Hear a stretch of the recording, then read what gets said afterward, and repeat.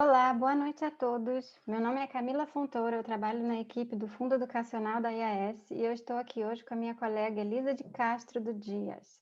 Nós gostaríamos de dar as boas-vindas a todos vocês a este workshop virtual intitulado Elaborar e Submeter um Artigo Científico. Este workshop está sendo organizado em parceria com a Fundação Oswaldo Cruz e é com muito prazer que eu informo que o nosso palestrante hoje será o Dr. Hugo Perazzo, hepatologista pesquisador em saúde pública na Fundação Oswaldo Cruz, com diploma de mestrado pela Universidade do Estado do Rio de Janeiro e doutorado pela Universidade Paris 6 na França. Bem-vindo, Dr. Hugo, e obrigada pela sua participação. Obrigado, boa noite a todos.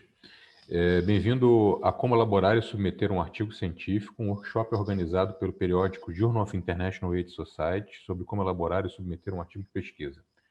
Como fui obrigado pela introdução, meu nome é Hugo Perazzo e esse workshop tem dois objetivos. Ao final dessa sessão, esperamos ampliar os seus conhecimentos sobre como redigir um artigo de pesquisa que seja representativo do seu estudo e melhorar a sua compreensão do processo editorial da publicação de um artigo. Daremos sugestões de como deixar os seus revisores e editores felizes. Começaremos agora com a apresentação. Pedimos a participação de todos através da realização de perguntas que podem ser enviadas ao longo de todo este workshop pela opção Q&A, que você encontra na parte inferior da sua tela, e também respondendo ao sistema de votações online durante as apresentações. As perguntas serão selecionadas e respondidas ao fim da apresentação, lembrando que temos a participação da Managing Editor, a Elisa de Castro Alvarez, para o auxílio dessas perguntas interessantes. No final da apresentação, vocês receberão um link com um formulário de avaliação. Peço a todos que respondam, é extremamente importante, para que possamos melhorar e continuar a ter outras oportunidades de realização de workshop na língua portuguesa pelos dias. Próximo, por favor. Então, em poucas palavras, sobre o periódico Dias, antes de começarmos, o Journal of International AIDS Society é um periódico online, revisado por pares, de acesso aberto e de livre acesso a todos, com um fator de impacto de 5,53, indexado nas principais bases de dados. Próximo. Com essa sessão, pretendemos oferecer uma visão geral de como redigir um bom artigo e quais são os elementos importantes que devem ser observados.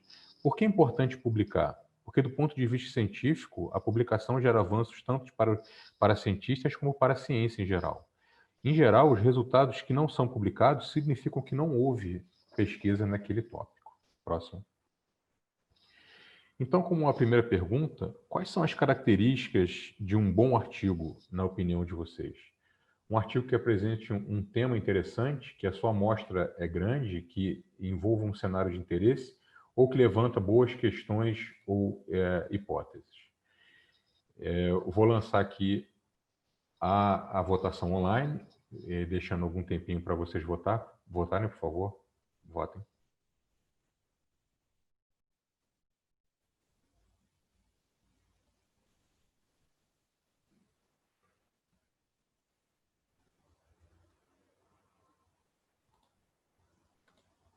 Então, a grande maioria, 91%, votou que um ponto importante do artigo seria aquele que levanta boas questões científicas. Próximo. Próximo. Exatamente, essa seria a resposta correta. Um artigo bem redigido não compensa um estudo ruim. E a base de um bom artigo é fazer a pergunta certa. E a pergunta é a essência de tudo. A sua pesquisa vai se basear na pergunta que você deseja explorar. Da mesma forma, o seu artigo girará em torno dessa pergunta. E, em primeiro lugar, você dará ao leitor algumas informações básicas para que fique bem claro que o seu trabalho responde a uma pergunta que ainda não foi respondida. Em seguida, você explica como desenhou o seu estudo para responder essa pergunta importante. Feito isso, você apresenta os dados coletados e as suas análises estatísticas. Você, então, irá compará-los com a literatura existente, sublinhar como o que você descobriu respondeu à sua pergunta de pesquisa e representou um avanço naquele campo de pesquisa. Ao final, você pode concluir o seu trabalho com as principais informações aprendidas nesse seu estudo. Como dito anteriormente, um artigo bem redigido, ele não compensa um estudo ruim, mas um bom estudo pode ser desqualificado por não ter sido bem redigido. Então, é extremamente importante a boa redação do seu artigo. Próximo. A estrutura do seu trabalho, né, do seu artigo, vai depender muito do artigo que você está escrevendo. Por exemplo, pode ser um debate, uma análise crítica, um artigo de pesquisa. Aqui trataremos apenas os artigos originais, né, os artigos de pesquisa clínica ou básica, mas como artigo original. Cada periódico tem as suas próprias instruções de como o seu artigo deve ser estruturado, né? Então, vale a pena, inicialmente, decidir o periódico que o seu artigo será submetido antes de você começar a escrever aquele seu artigo.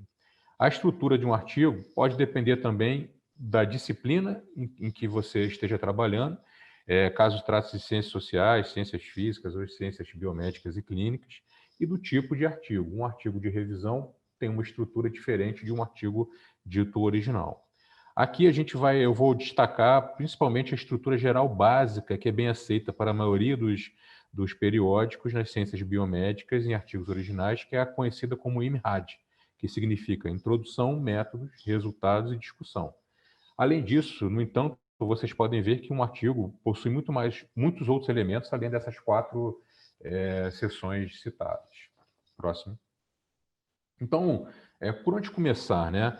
Antes de começar a escrever, é importante você ter uma visão geral do seu artigo. E isso você consegue respondendo a essas perguntas em frases curtas colocadas no slide. Se você não conseguir transmitir de forma clara essas mensagens chaves que estão descritas aqui, corre o risco de o seu artigo não estar claro o suficiente. Então, coloque as suas ideias em ordem e responda: meu trabalho aborda um tema novo, interessante? Quais são os problemas abordados no meu estudo? Como eles foram abordados? Quais os principais achados? Quais são as implicações para a pesquisa de forma prática dos meus achados?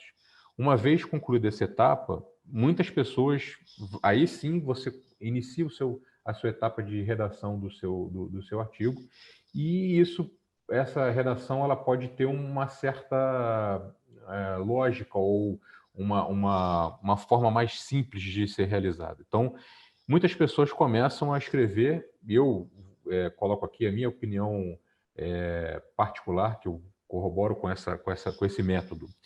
Inicialmente, começa a escrever os métodos. Ele é o mais fácil de ser escrito. Você pode descrever como realizou o seu estudo. Muitas vezes existem frases convencionalmente utilizadas para descrever o seu trabalho. Então, a parte de método, a seção de métodos, ela não se modifica de acordo com as análises estatísticas.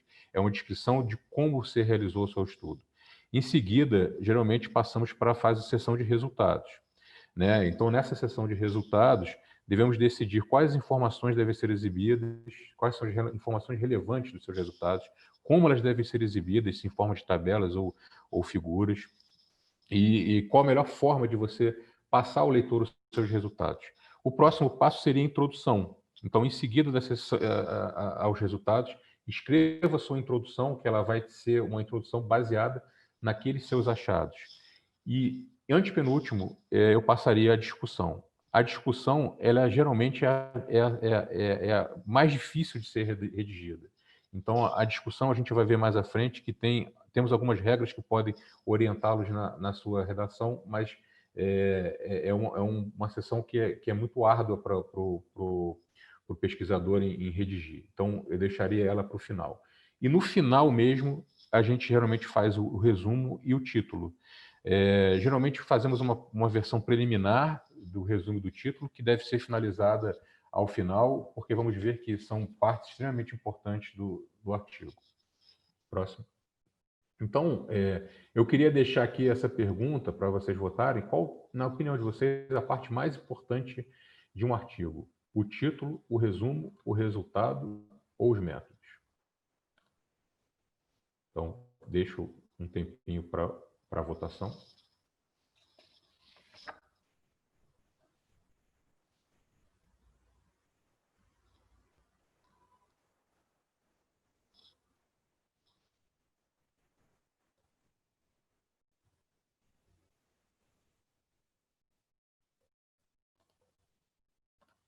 Então, ficou um pouco dividido, bastante dividido, né? Então, cerca de 1/3 das pessoas acham que resumo é o mais importante, os resultados, os métodos, e a minoria acha que o título é o mais importante. Bem interessante, próximo, porque o título é a parte mais importante do seu artigo. Próximo. Por quê? Porque o título, muitas vezes, é a única parte do seu artigo que vai ser lida. O título precisa ser curto, específico, representativo e informativo. Ele tem que dar a vontade da pessoa que lê o seu título a ir a ler o resumo e a pegar o seu artigo e ler ele por completo.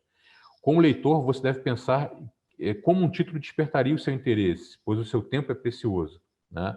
O título tem que ser o seu mini anúncio, ele também tem que conter palavras-chave para o mecanismo de busca, para que os leitores encontrem facilmente os seus artigos nas bases de dados. Quando estiver redigindo o seu título, pergunte o seguinte: como eu pesquisaria essa informação? Às vezes, os títulos já trazem por si só um resumo dos principais achados ou da conclusão do estudo. Não tem nenhuma regra para isso, tá? Recomendamos apenas o cuidado com os títulos que contêm declarações. E é muito difícil fazer justiça, ser representativo com seus achados com apenas 15 palavras. Então, prestem atenção no título, que é a parte mais importante do seu artigo. Próximo. Então, um título, ele tem que ser representativo, e eu queria deixar um exemplo. A gente vai usar um estudo publicado na GIAS esse ano, uma adaptação para fazer alguns exemplos durante essa apresentação. Então, que tipo de informação estaria faltando nesse título? O estigma e qualidade dos cuidados combinados para pessoas soropositivas em tratamento de dependência química, um estudo transversal. O que, quem, como ou onde? O que, na opinião de vocês, estaria faltando nesse título? Podem votar, por favor.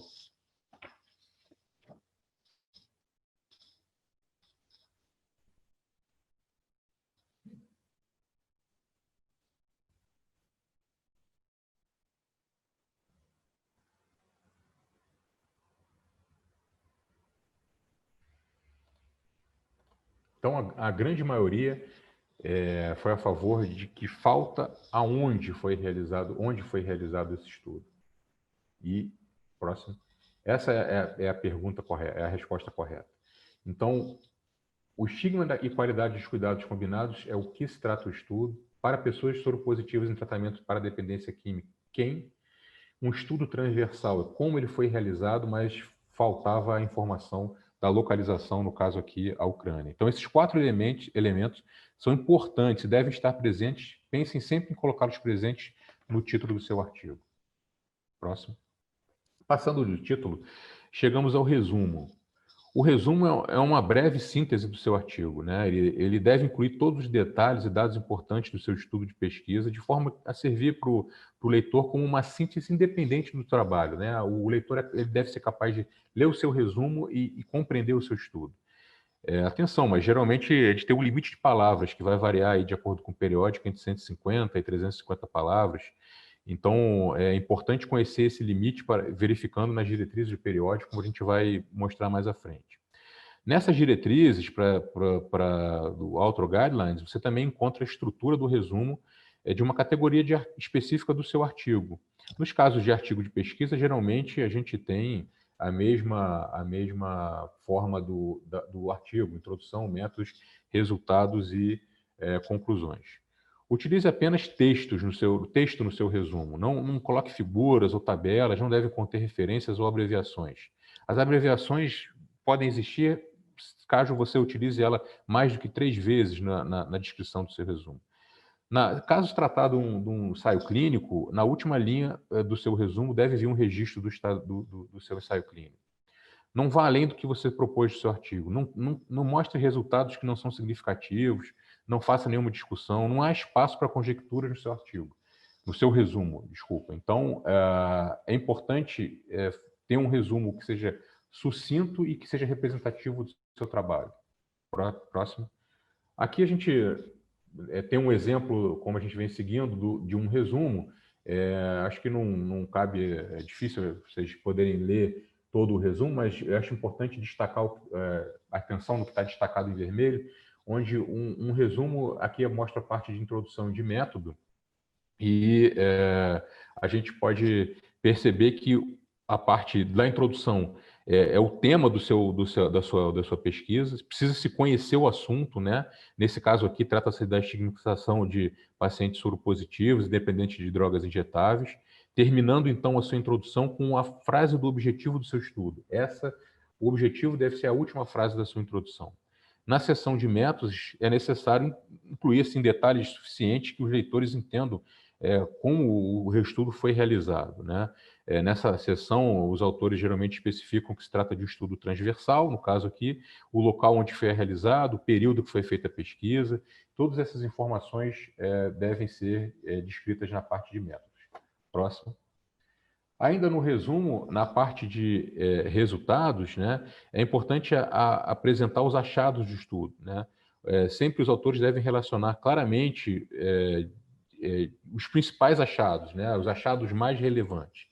E na conclusão, geralmente a gente resume os achados de uma forma rápida, mas sem repetir os resultados descritos anteriores, tá? E você pode fazer a conjectura sobre alguma implicação clínica daquele seu estudo, né? Mas é importante lembrar que muitas pessoas vão ler apenas o resumo, né? E não tem tempo nem acesso, às vezes, para ler o artigo completo. Então, é importante que, como falado por título, de que o seu resumo seja uma prova representativa do seu artigo. Próximo. Em relação ao artigo completo, vamos passar então um pouco por cada seção. No caso da introdução, um problema comumente encontrado na introdução é a falta de clareza para o estudo, né? Então, obviamente que numa introdução de um artigo científico, não é necessário escrever uma revisão extensa sobre um tema que você está estudando, como uma dissertação ou uma tese. Mas é importante que ele seja claro, que informe o histórico, o contexto da sua pesquisa, quais os desafios daquele trabalho e principalmente qual o objetivo do seu estudo, né? O nível de detalhe vai depender um pouco da sua opção de periódico, né? Se o artigo ele é submetido num periódico mais especializado ou mais generalista, né? Uma dica importante é que você pode pedir para alguém que não é da sua área ler a sua introdução, né? E principalmente se for destinado a um periódico não especializado. Se essa pessoa for capaz de entender com clareza, ele está bem escrito. A tua introdução, geralmente, a gente faz em formato de funil de abordagem do geral para o específico. Então, geralmente começando com um tema mais geral e passando para o mais específico. O próximo. Então, aqui a gente tem, seguindo ainda nesse exemplo, a gente tem uma introdução de um artigo. Pode passar o próximo. Então, qual a parte que estaria faltando dessa introdução? Próximo. Então, a gente não vale a pena, não vai caber o tempo para vocês lerem. Depois vocês podem ler com calma, essa aula vai ficar gravada. Essa introdução desse exemplo, ele mostra o histórico, o contexto da realização dessa pesquisa e qual o desafio. Próximo. Mas falta ela o objetivo. Então, tenha em mente que é importante descrever histórico, contexto, desafio, mas na última parte da sua introdução deve vir o seu objetivo. No caso, acrescentaríamos essa parte de objetivos para esse artigo como utilizado como exemplo. Próximo. Na parte de métodos, né? Passando da introdução para os métodos. Então, a seção de métodos ela valida o seu estudo, né? Utilize assim subtítulos que possam organizar essa seção se for necessário. Descreva dados detalhados da aprovação do comitê de ética do consentimento do paciente. É muito importante também conter detalhes suficientemente importantes para permitir que esse estudo seja replicado. Então, um outro pesquisador ele deve ser capaz de, lendo a sua metodologia, replicar aquele estudo em outro país ou em outro serviço, né? Descreva nessa fase, nessa seção, os procedimentos, os materiais utilizados, como os dados foram coletados e analisados, quais foram os métodos estatísticos utilizados. Usa sempre o verbo no passado, que é uma vez que essa coleta já aconteceu. Não descreva resultados na seção de métodos, tá? Então, a seção de métodos, ela serve né? Ela serve para descrever como o estudo foi realizado. Próximo.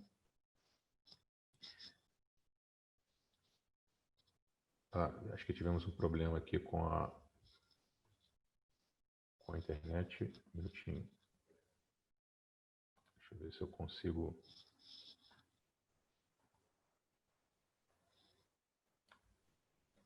ver em que slide estávamos. Um minuto.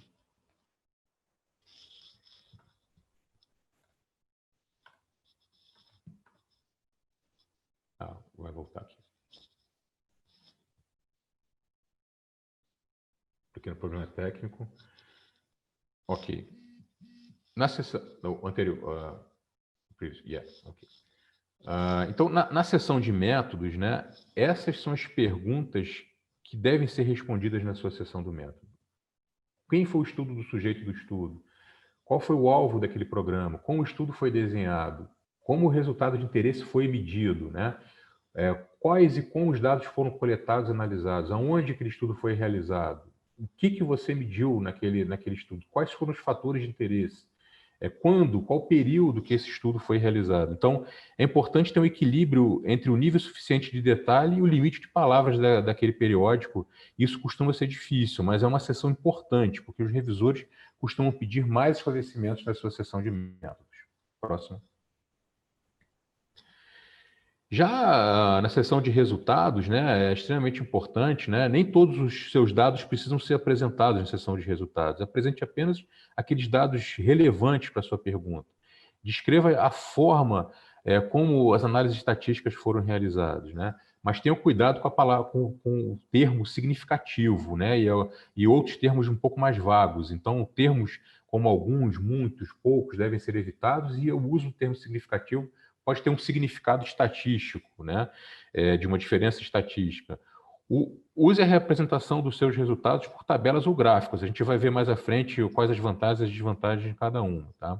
Mas descreva os seus resultados de uma forma lógica, assim como um fluxograma. Então, inicia com a população do estudo, depois passa para os resultados mais específicos, né? É importante não fazer nenhuma discussão de achados nessa sessão, né? Não precisa descrever, de repetir descrição de procedimentos realizados, que isso é na sessão de método, mas também não faça nenhuma discussão que será na sessão dos achados, que será na sessão posterior. Próximo. Aqui, para fins de exemplo apenas, né, a gente tem uma parte de uma sessão de resultados do artigo que a gente está avaliando, e aí eu só quero deixar aqui marcado o que há de errado nessa sessão, né? Então, uma descrição de características dos participantes de estudo, próximo. Mas no slide anterior, a gente via que os dados descritos, eles eram muito vagos, né? Então, os dados precisam ser específicos daqueles resultados alcançados, né? Aqui, em vermelho, em destaque, estão os dados necessários que devem ser descritos na sua seção de resultados, os números absolutos, os percentuais, o desvio padrão, o intervalo de confiança. Então, tudo isso é importante na descrição dos seus resultados. Então, descreva os dados com dados específicos no seu estudo. Próximo. E aí, o uso de tabelas ou figuras, né? Então, assim, é importante ter em mente que o leitor ele deve ser capaz de entender a sua tabela ou sua figura sem a necessidade de recorrer ao texto, né? Então, elas devem ser autoexplicativas. Então, apenas com o título, com os dados e com as anotações de footnote, eu devo ser capaz, como leitor, de compreender aquela tabela e interpretar aquele gráfico, aquela tabela, né? É importante evitar a sobreposição ou repetição de dados que foram descritos no texto em uma tabela ou uma figura, né? Ter cuidado com cores ou escalas de cinza. Então, avaliar se aquela revista permite que o gráfico seja em forma colorida ou se precisa ser em preto e branco, né? Agora, usar tabelas ou figuras para apresentar os seus dados, né? Isso não é uma pergunta fácil, não. A resposta, acho que melhor seria depende, assim. Você pode usar as tabelas para descrever os seus dados, quando for difícil de interpretar a partir de uma figura. Por outro lado, o uso de figura vai permitir apresentar uma grande quantidade de dados de forma rápida e de fácil entendimento. Então, eu, pessoalmente, sempre procuro, se possível, descrever aquele dado de forma gráfica, que visualmente é mais fácil ao entendimento. Às vezes, temos muitos dados a ser apresentados, o gráfico pode ficar muito confuso, e aí vocês podem dar preferência às tabelas. Próximo. Na discussão, né? Então, a redação da sessão de discussão, ela é a parte mais difícil do artigo, né?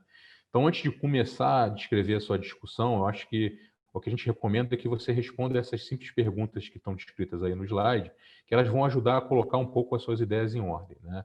Então, os resultados responderam a sua pergunta? Como aqueles resultados se comparam com outros estudos em outros países, em outras populações? Quais foram os desafios específicos que você encontrou para achar aqueles resultados, né? Esses seus achados podem ser replicados em outros locais com cenários semelhantes? Eles podem ser extrapolados para outras populações? Né? E quais são as implicações dos seus achados para políticas, por exemplo, de saúde pública? Então, responder essas perguntas vai ajudar muito na redação da sua discussão. Próximo. Então, essa sessão, a sessão de discussão exige muita reflexão, né? Então, você precisa discutir aqueles seus resultados baseado à luz daquilo que já foi publicado anteriormente, né? A gente não recomenda que você repita todos os seus resultados, tá? Mas você pode resumir o primeiro parágrafo da discussão de uma forma rápida os seus principais achados, né? Muitas pessoas acabam lendo o artigo na forma diagonal, devido à falta de tempo e excesso de literatura que sai a cada dia. Então, às vezes, no primeiro parágrafo da sua discussão, você pode fazer uma resolução, um resumo dos principais achados relevantes, né? Depois, na sua discussão, você deve contextualizar esses seus achados, né? Usando referências-chave, tá? Mas não vá além do escopo do seu estudo, né? É possível fazer algum tipo de reflexão, incluir algumas conjecturas, tá? Na sessão da discussão. Mas nos últimos parágrafos, antes da sua discussão, antes da sua conclusão, acho que você deve descrever aí as suas limitações. Então, é bom lembrar que todo estudo tem limitação. Tá? Então, você descreve as suas limitações, mas, por outro lado, também deve mencionar os pontos positivos do seu estudo, né? Evite fazer qualquer afirmação que não seja fundamentada aí pelos seus dados, né? Pelos seus resultados. Então, é importante, na discussão, resumir no primeiro parágrafo, se possível, o principal achado do seu estudo, comparar com a literatura, descrever as suas limitações e os pontos fortes. Próximo. Então, aqui a gente tem um exemplo também bastante longo, mas assim, a gente pode ver que em os lugares onde os autores contextualizaram os seus resultados, tá? Então, a gente não vai ler em detalhes esse exemplo, mas apenas observar os pontos marcados em vermelho são pontos aonde a sessão de discussão, onde frequentemente a gente pode incluir, seja um resumo dos seus resultados, seja conjecturas nessa sessão de discussão, né? Então, aqui os autores resumiram brevemente os seus resultados no primeiro parágrafo da discussão, aí depois eles discutiram e compararam os seus resultados com o que estava previamente descrito na literatura. Notem que no final eles descreveram as limitações dos estudos antes da discussão das implicações dos seus achados na pesquisa clínica nesse tópico. Então, é um bom exemplo aí de como fazer uma boa discussão. Mas é uma sessão difícil de ser redigida, tá? Próximo.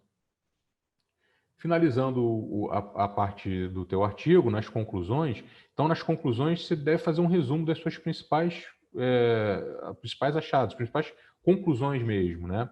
Então, a conclusão do seu estudo deve responder o seu objetivo. Então, isso é uma boa forma de saber se você está concluindo bem, voltando ao seu objetivo e vendo se a sua conclusão responde àquele objetivo. Então, você pode fazer uma certa interpretação dos resultados, as implicações dos seus achados na prática de pesquisa de saúde pública, por exemplo, recomendar algumas pesquisas futuras, mas os principais pontos da sua conclusão devem ser realizados em 3 a 4 frases.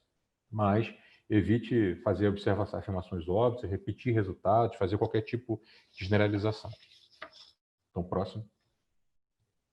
Aqui nessa pergunta 6, a gente deixa um exemplo de uma conclusão, e eu queria saber a opinião de vocês sobre se é uma boa sessão de conclusão, né? Então, os pacientes em tratamento para dependência clínica na Ucrânia relatavam um alto grau de estigma, tanto para HIV como para dependência química, está associado com a saúde mental debilitada e menos apoio social de ONGs. O tratamento combinado não pareceu proporcionar um ambiente livre de estigma para essa população-chave. Intervenções de estigma para pessoas que usam drogas injetáveis e vivem com HIV, possivelmente realizadas com envolvimento de colegas de ONGs, são necessárias para ajudar pessoas afetadas a lidar com emoções negativas, experiências associadas à estigmatização. Então, eu vou lançar aqui uma... probleminha aqui de... ia lançar uma pool aqui, mas não consegui. Mas o que acontece? É uma boa sessão de discussão. Tá? Então, a gente tem os principais achados do estudo, a gente tem uma certa interpretação de resultados e recomendações futuras. Próximo. Então, os autores concluíram nessa sessão que eu concluo que é uma boa sessão de conclusão. Próximo. Então, passamos a primeira parte sobre a estrutura de um artigo científico, né? E vamos agora para a segunda parte da apresentação, que vai compreender vários pontos assim para vocês compreenderem o processo editorial de publicação de um artigo, ver quais erros comuns podem ser cometidos, como escolher um periódico para submissão, como responder aos revisores e como alguns pontos de ética de publicação. Próximo. Então, na opinião de vocês, qual a seção de um artigo geralmente tem mais erros? Tá? As referências bibliográficas, a introdução, as figuras, o método ou os métodos. Então, vou lançar aqui a pergunta online. Podem votar, por favor.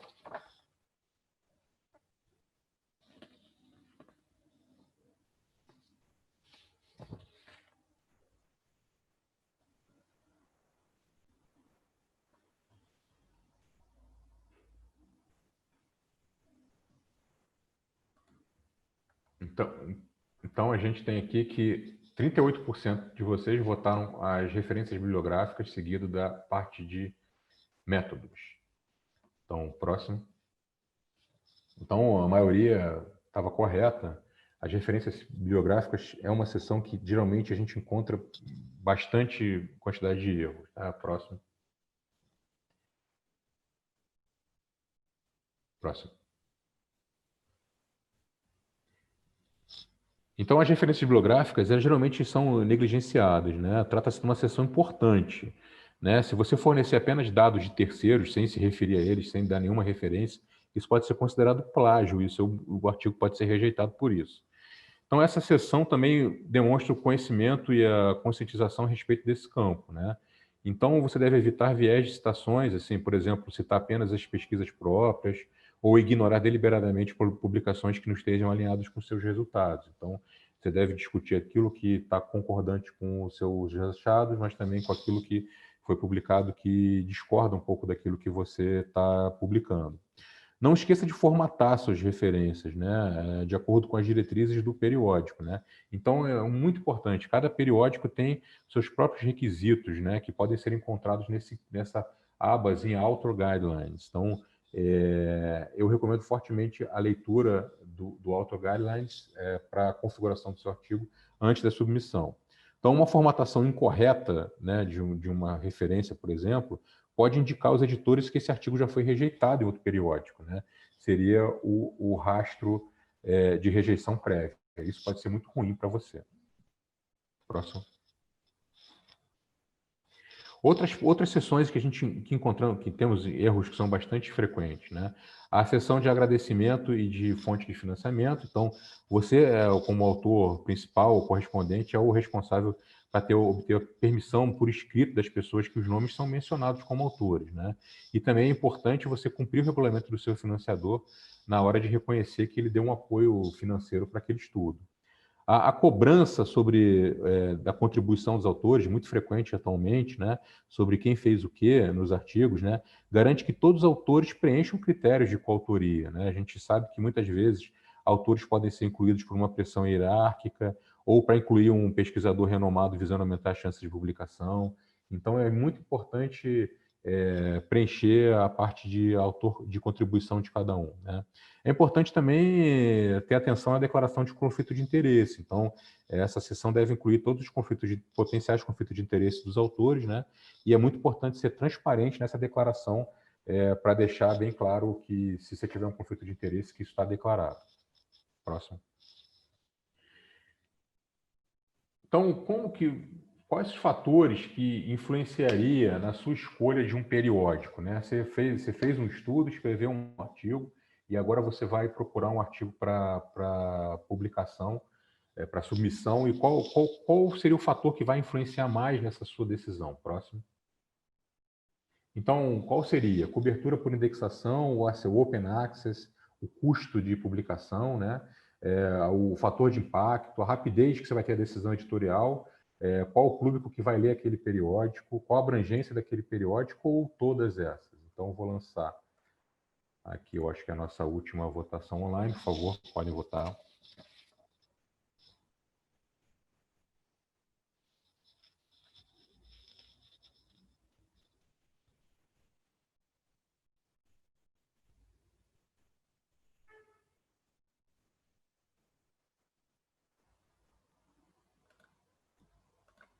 Então, a maioria, né, 43%, acho que todos os pontos são importantes. O fator de impacto vem ali no empate técnico com 41%.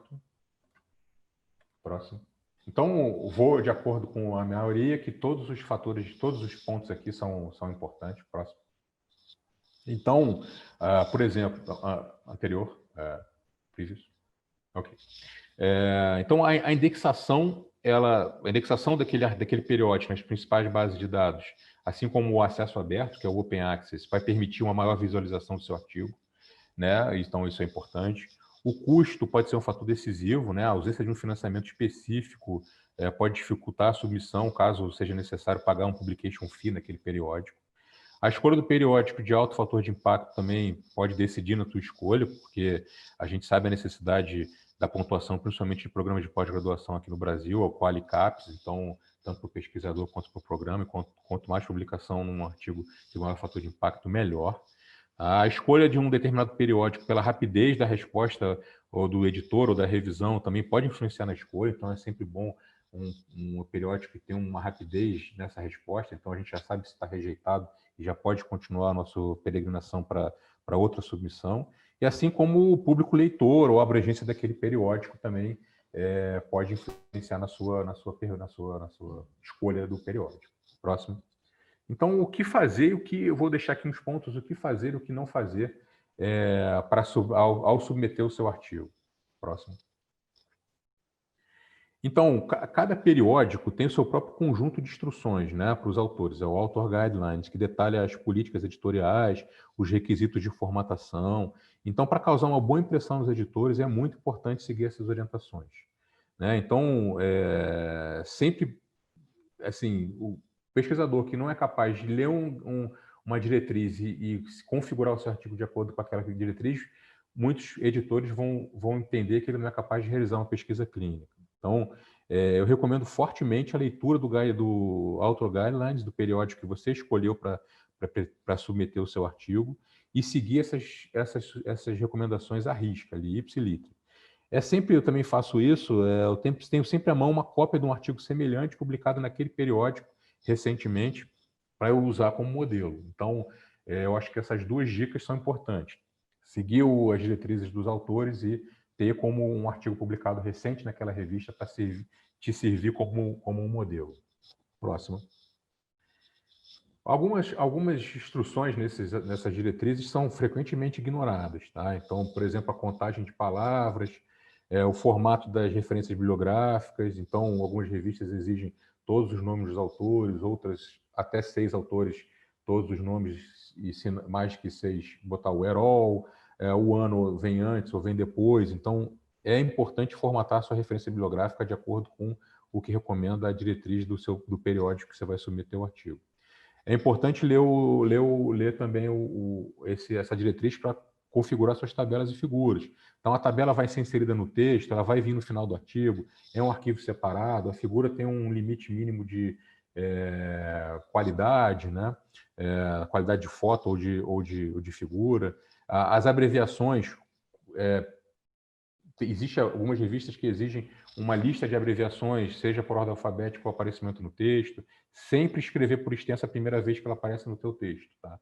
Então, mesmo abreviações que sejam conhecidas, descrever na sua primeira descrição, colocá-la por extenso, depois você continua apenas com a abreviação. A próxima. Então, razões que são comuns assim para rejeição, né? A maioria dos periódicos, né, ela faz uma pré-avaliação do artigo, o editor faz uma pré-avaliação antes de decidir se vai submeter esse artigo para revisão por pares. Então, os revisores também são pessoas sem tempo, também são pessoas com excesso de trabalho, então nem todo artigo que é submetido ele vai para revisão.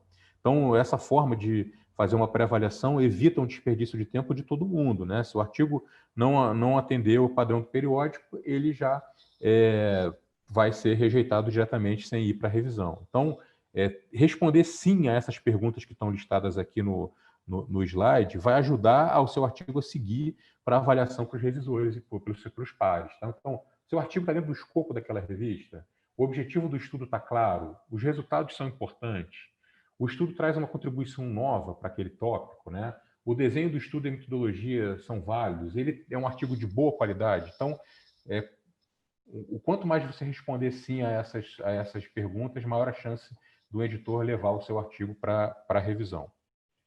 Próximo. Se o seu artigo retornou de uma revisão por pares, com a possibilidade de resposta aos revisores, aqui eu vou deixar aqui algumas orientações, né? Então, as observações dos revisores, elas às vezes podem gerar uma situação um pouco difícil, quando você vai se deparar com comentários que são críticos e pontos que geram preocupações dos revisores, né? Então, eu sugiro que leia atentamente essas observações de forma sistemática e responda a cada comentário. Atenda a maior parte, o maior número possível dessas solicitações dos revisores, mas você não é obrigado a aceitar todas as observações, mas você deve responder a cada uma delas. Na resposta, é importante ser conciso, medir as palavras, não usar um tom argumentativo, não questionar as credenciais dos revisores ou rejeitar suas opiniões. Argumente os pontos fortes, não argumentar assim, eu tenho outros pontos fortes de outros aspectos do artigo que poderiam compensar alguns pontos fracos identificados pelos revisores. Tá? Mas, assim, você deve atender, mas você pode argumentar de forma contrária, nenhum problema quanto a isso, né? Mas tenha respostas curtas e concisas. É importante tratar as observações dos revisores assim como um meio de melhorar o seu trabalho, né? Se eles não entenderam algo assim, o que está escrito, os seus leitores provavelmente não vão entender, né? E tenha em mente que os revisores eles não são seus inimigos, né? O objetivo da revisão é melhorar aquele artigo, não bloquear a sua publicação. Próximo. E aí eu vou deixar aqui umas sugestões que os editores, que você façam seus editores felizes, né? Na hora da sua resposta. Então, copie e cole o comentário do revisor na ordem fornecida. Se precisar, você pode numerar. Diferencie esse comentário do revisor das suas respostas. Então, eu geralmente uso o negrito para o comentário do revisor e sem ser o negrito para a minha resposta. Informa com detalhe o que foi alterado, né, na tua resposta e posteriormente a resposta, a página e a linha aonde houve essa alteração. Não adianta dizer aqui foi feita uma correção. Descreva qual a correção foi realizada, né? É importante usar o recurso de controle de alterações do Word, né? Então, ou uma coloração diferente, ou aquele track of change, que realça o local onde você fez as alterações. Isso ajuda muito ao editor e ao revisor que vai revisar novamente o seu artigo. Próximo. Para finalizar, falar um pouquinho da ética da publicação. Então, nessa última sessão, eu queria discutir um pouco da qualidade da ética. É importante ter cuidado, né? Viés de citação, eufemismo, negligência ou análises defeituosas podem ser feitas no seu artigo. Importante ter cuidado com plágio, né? Então, fazer afirmações onde você não cita referência, copiar texto de outros artigos ou da internet e colocar ele no seu artigo, isso é plágio. Existe o autoplágio, né? Então, ter cuidado, porque você escreveu um texto e publicou num artigo e pegar aquele mesmo texto e colocar em outro artigo, por mais que tenha sido você mesmo que tenha escrito, ele é considerado autoplágio, né? Cuidado com as publicações segmentadas, assim, eu sempre acho melhor, numa gama de dados, colocar tudo e ter um alcance de uma revista de maior fator impacto do que fazer uma chamada publicação salame, onde você pega aqueles dados e segmenta e para fazer várias publicações em vez de uma só. Cuidado com a atribuição injusta de autoria, então, autores fantasmas, ou aqueles convidados, né? A pressão hierárquica, colocar algum autor para simplesmente ter uma chance maior de publicação. Cuidado com não declaração de conflito de interesse, tanto pessoal, profissional, quanto financeiro. Então, isso é importante na parte de disclosure. Cuidado com as violações na ética do de pesquisa. Então, se sua pesquisa envolveu o ser humano ou um animal, tem que ter uma aprovação do comitê de ética e uma assinatura de termo de consentimento livre esclarecido antes do início do estudo, né? E, por fim, cuidado com a fraude ou a fabricação ou a falsificação de dados, que isso é uma coisa bastante grave. Próximo. Então, eu queria finalizar aqui, agradecer a presença de todos, né, nesse webinar. Temos alguns minutos para responder as perguntas que você sempre quis fazer ao editor. Então, a gente já tem uma série de perguntas aí no chat. Temos hoje a presença da Managing Editor do dia, a Elisa de Castro Álvares. Né? A gente vai checar, ou está sendo checado já o Q&A, onde vocês enviaram as perguntas, para a gente tentar responder o máximo de perguntas que foram realizadas aí durante o webinar, mas fiquem à vontade para realizar outras perguntas. Então, estamos aqui à disposição para responder as suas perguntas. Então, vou checar aqui algumas perguntas.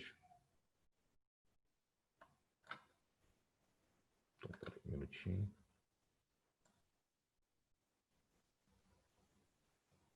Então, na parte de discussão, é necessário explicar por que os seus resultados são diferentes ou semelhantes dos resultados dos outros autores? Acho que sim, é importante você fazer esse bate-bola entre o que foi o achado anterior e o seu achado. E se esse achado for contraditório, você procurar algum tipo de explicação para isso. A população era diferente, tanto a população de forma étnica ou demográfica. Então, acho que é importante quando você mostrar pontos. Óbvio, certamente você vai achar na literatura artigos que corroboram com seus achados e alguns que contrapõem aqueles seus achados. Né? Vamos lá. Quando colocar o nome do local do estudo no título, pode ser o setor hospitalar? Não, no título você não deve colocar o nome de onde foi realizado o estudo, tá? Do serviço ou do hospital.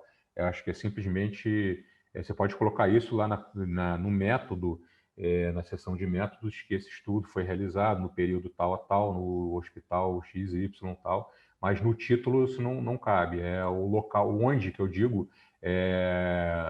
no Brasil, por exemplo, no caso aqui do exemplo na Ucrânia, então não é o nome do serviço, né?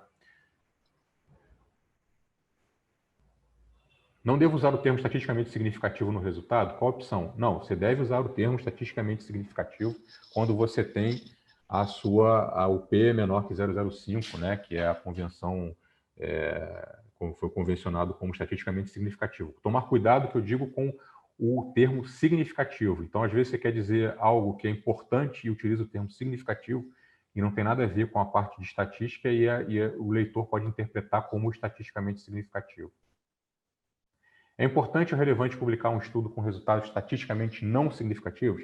Certamente. Então, resultados negativos deveriam ser publicados. Então, é mais difícil a realização de uma publicação quando você tem um resultado negativo. Tá? Então,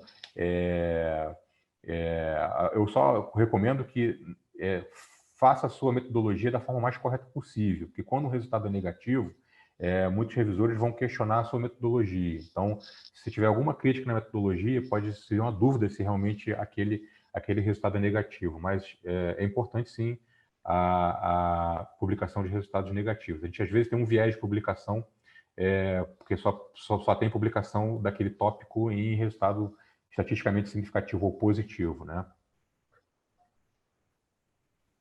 É importante ter um cientista reconhecido na lista de autores para que o artigo seja enviado para avaliação por pares?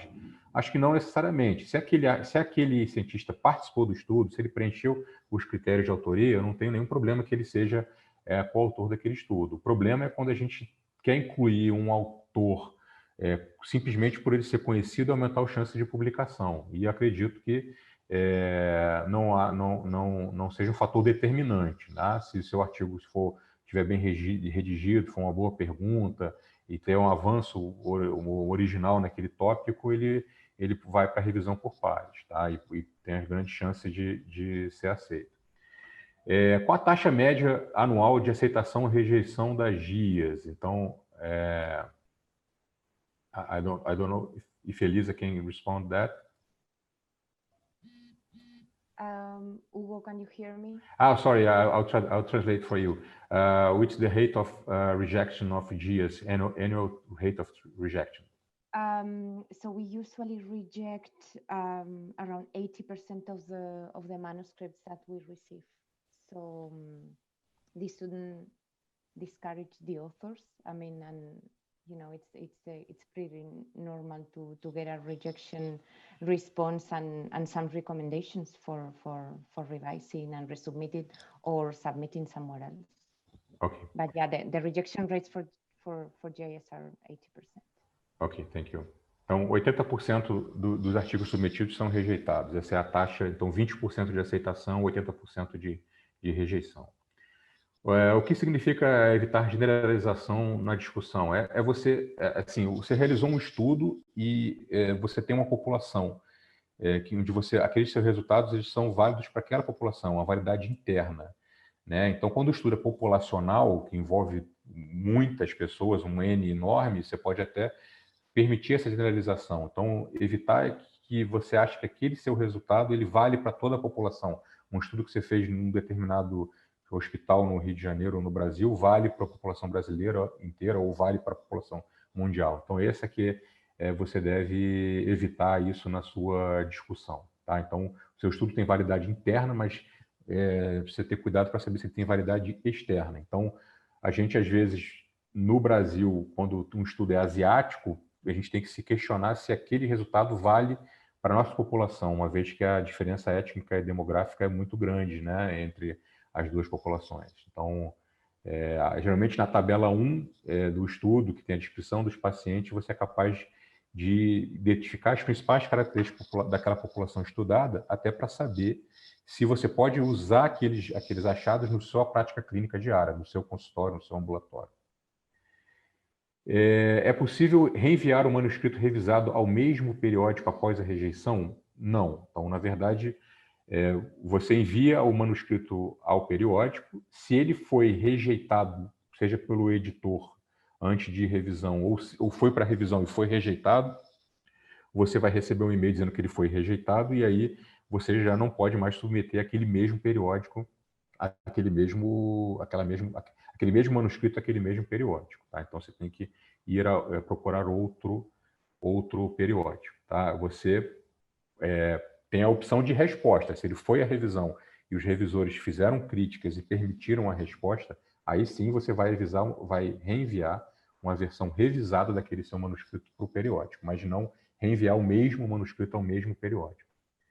Os autores podem sugerir revisores os seus próprios manuscritos. Então, muitos periódicos, eles na plataforma de submissão, ele tem um campo onde você pode botar o Suggested Reviewer e aquele revisor que você Rejected Reviewers. Então, pessoas que você sugeririam para ser revisores e pessoas que você não gostaria que fossem revisores daquele artigo por algum motivo. Então, você deve dar o nome completo, geralmente o e-mail e a instituição, e uma razão por que você acha que aquele revisor seria ideal para o seu artigo ou deveria ser desconsiderado. O editor, ele não obrigatoriamente, ele pode usar a sua sugestão, mas ele não é obrigado a usar a sua sugestão. Então, você pode sugerir, mas não necessariamente quem você sugeriu vai ser a pessoa que vai revisar o seu artigo.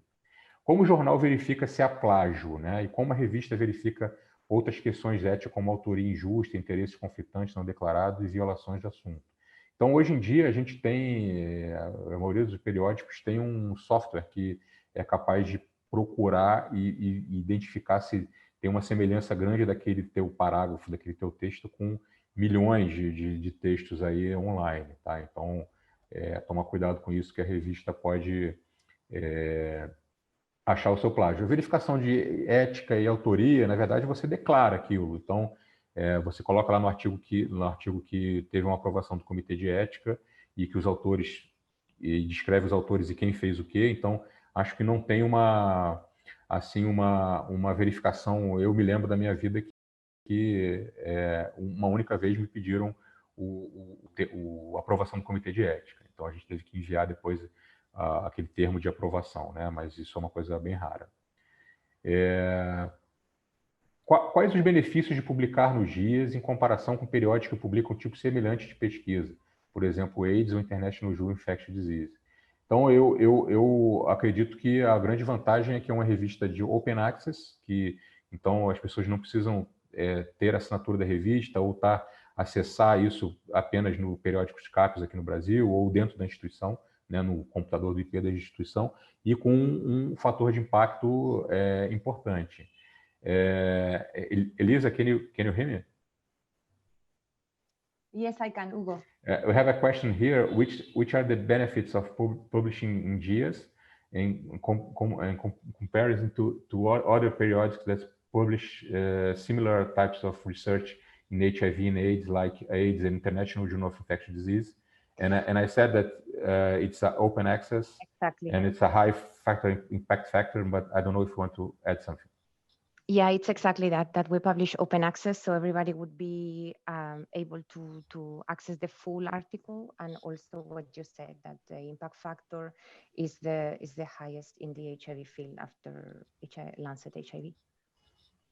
Ok, thank you. Então, exatamente isso. Então, o que eu tinha dito antes, então, alto fator de impacto e uma publicação open access que divulga bastante, que muita gente tem acesso à sua publicação. Então, nas conclusões, devemos responder apenas os objetivos. Então, uma forma boa de conclusão é que você, na tua conclusão, responda o seu objetivo, mas você pode fazer uma implicação, dar alguma recomendação que aquilo pode implicar naquele tópico, naquela área que você está estudando, né? Devemos escrever na primeira ou na terceira pessoa, nunca na primeira pessoa, tá? Então, não é eu faço ou eu fiz, é sempre na terceira pessoa. Uma pergunta aqui, não entendi o que são revisores por pares. A pessoa que realizou a pesquisa e fez a redação do artigo fica em que lugar na lista dos autores do artigo? Então, a primeira pergunta, revisão por pares. Quando você escreveu, submeteu, configurou seu artigo, escolheu o seu periódico, submeteu, ele caiu na lista lá do editor-chefe, o editor analisou, fez a pré-avaliação, acha que seu artigo é interessante, que é uma coisa original, boa, de boa qualidade, uma boa pergunta, está claro, e ele vai enviar para geralmente 2 ou 3 revisores. Então, revisores são pessoas expertas naqueles assuntos, que estão ligados que são geralmente convidados da revista. Então, o revisor recebe o seu artigo e ele analisa aquilo de forma análise crítica do artigo. Então, ele muitas vezes é anônimo, tá? Então, o revisor, geralmente o revisor sabe o nome dos autores, mas isso pode ser anonimizado também, mas maioria das vezes o autor não sabe quem foi o revisor, tá? É uma coisa anonimizada para evitar problema, mas o revisor faz essa análise crítica e ele dá uma ajuda ao editor se aquele artigo deve ser aceito, ou se ele deve ser rejeitado, ou se ele deve ser aceito após realização de modificações que ele vai colocar ali na revisão dele, né? E a ordem de autoria, isso é muito complexo, né? Então, geralmente as principais posições é o primeiro autor e o último, então primeiro, segundo, penúltimo e último autores são as posições de maior prestígio, né? Geralmente o sênior vai ficar no final do artigo, em último e penúltimo, e o júnior, o pesquisador júnior, em primeiro ou segundo. Geralmente a pessoa que faz a maior parte da pesquisa, né, ou ela vai entrar como o primeiro autor. Não pode uma pessoa querer ser o primeiro autor sem ter trabalhado para ser o primeiro autor. Esse que é o problema que muitas vezes acontece. Então é importante ter a ideia de quem fez o quê e qual a posição que cada um deve ter na coautoria. Lembrando que coautoria em qualquer posição conta a publicação para aquela pessoa, tá? É que para pedir alguns financiamentos, etc., eles perguntam quantos artigos você publicou como primeiro, segundo, penúltimo ou último autor, tá? Por questão ética, podemos não identificar o nome dos hospitais participantes de um estudo? Se o hospital ele autorizou, o hospital ou o local da realização da pesquisa tem que ter uma aprovação ética, né? Então você tem que ter uma anuência da direção daquela unidade. Então eu não vejo muito problema, eu não consigo entender qual a questão ética que dificultaria a identificação do hospital. A orientação para orientar a ordem da autoria já respondi anteriormente, né? Ao desejar publicar um estudo que advém de outro mais abrangente, devemos apresentar a metodologia e objetivos da pesquisa original em qual seção do artigo? Métodos do presente estudo ou também na mesma seção, talvez seja isso. Então, quando às vezes você pode fazer uma subanálise de original, tá? E você não pode publicar duas vezes os mesmos resultados. Você pode fazer uma subanálise de um estudo maior que já foi publicado, e aí eu recomendaria que na metodologia você explique na população do estudo que foi realizada uma subanálise de um estudo maior, uma coorte, por exemplo, e referencie o artigo que publicou aquela coorte, né, para o revisor ou para o leitor poder ter acesso a isso também. Mas não no objetivo. O objetivo, você vai dar o objetivo daquele seu trabalho ali realizado naquele momento. Como escolher um bom periódico?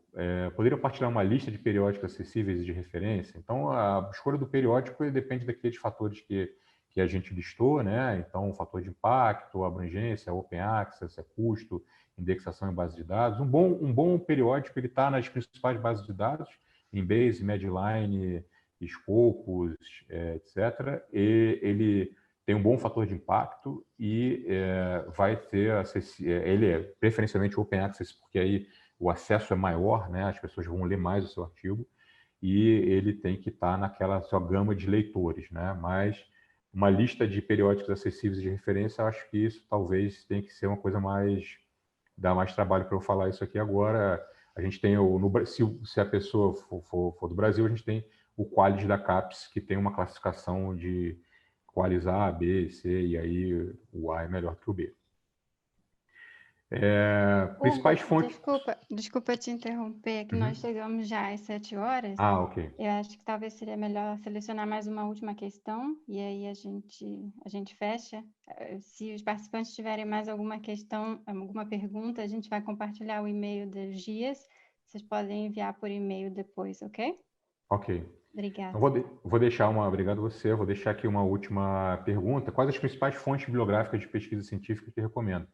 Basicamente o PubMed, né, que é o Medline. Então, a maioria das revistas de alto impacto estão indexadas no PubMed. Se você fizer uma boa pesquisa bibliográfica no PubMed para escrever a sua discussão, a sua introdução, para comparar os seus resultados com o que foi publicado anteriormente, eu acho que está de excelente tamanho.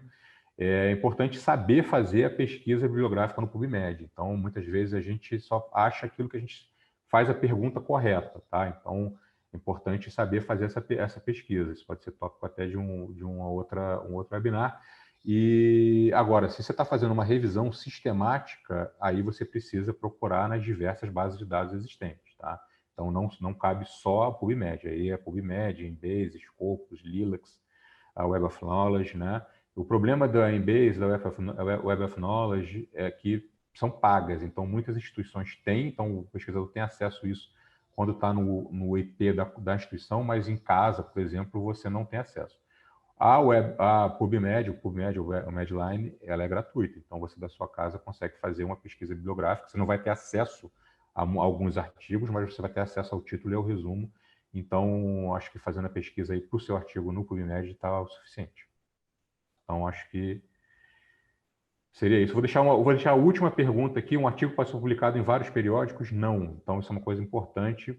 Quando você submete um artigo a um periódico, você está assinando, né, que aquele artigo não foi publicado anteriormente, ele não está submetido em outra revista. Então, você não pode fazer a submissão dupla, tripla, do mesmo tempo. Vou ganhar tempo e vou submeter em 3 periódicos. Você não pode fazer isso, é uma coisa antiética. Então, você deve escolher o seu periódico e fazer a submissão e aguardar o retorno de rejeição, no caso, para submeter em outro periódico. Ou, se estiver demorando muito, você pode fazer o withdraw, você pode tirar aquele artigo daquele periódico, já que você não quer esperar, você envia um e-mail para o editorial e você diz que você quer retirar, ele vai ser retirado e você pode submeter em outro periódico, mas nunca publicar submeter ao mesmo tempo em mais de um periódico e nem publicar uma coisa que não é original. Você pode publicar um artigo, submeter e publicar um artigo que foi apresentado em um congresso, uma conferência, mas que como forma de abstract. Mas você não pode publicar um artigo completo e aí, com aqueles mesmos dados, publicar um outro artigo posteriormente em outro, nem no mesmo, nem em outro periódico. Então, agradeço, obrigado.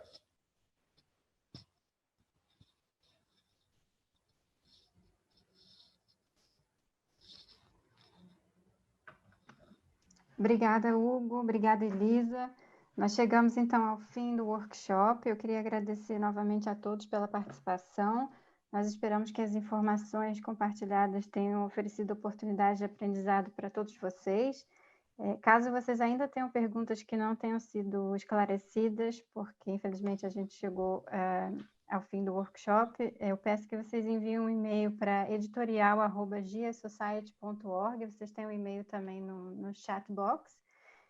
Eu peço também, por gentileza, que vocês preencham a nossa pesquisa de avaliação, que vai aparecer na tela de vocês, assim que esse webinar terminar. Nós gostaríamos de agradecer mais uma vez ao Dr. Hugo e à Fiocruz, e também à Agência Suíça de Desenvolvimento e Cooperação, sem a qual este workshop não teria sido possível. Muito obrigada a todos e boa noite.